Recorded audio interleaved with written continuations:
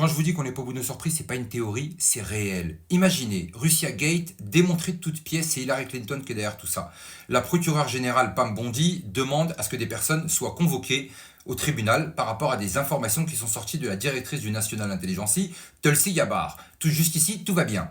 James Comer, directeur de la commission de surveillance, convoque Hillary Clinton, Bill Clinton, James Comey, ancien directeur du FBI, John Brennan, ancien directeur de la CIA, et bien évidemment Robert Mueller. Robert Mueller, c'est celui qui était embauché pour essayer de monter un dossier contre Trump. C'était le procureur général qui cherchait des preuves avec le dossier Steele qui avait été payé par Hillary Clinton, qui est un faux dossier pour essayer de faire des preuves fallacieuses. Donc ils ont embauché un type, le procureur général, qui s'appelle Robert Mueller.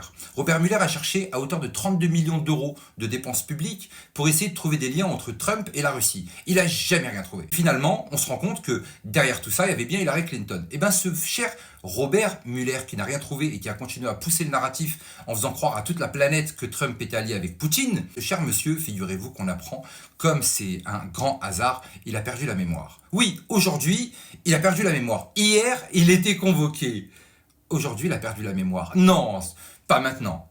S'il vous plaît, Robert, pas maintenant. Pas après tout ce que vous avez fait. C'est une indignité. C'est pas normal. On nous prend pour des idiots. En tout cas, c'est juste surréaliste. Mais je me demande juste, sur la liste de toutes les personnes qui sont actuellement convoquées, combien d'autres vont perdre la mémoire, vont disparaître, vont essayer de quitter le pays, se suicider ou faire des choses complètement.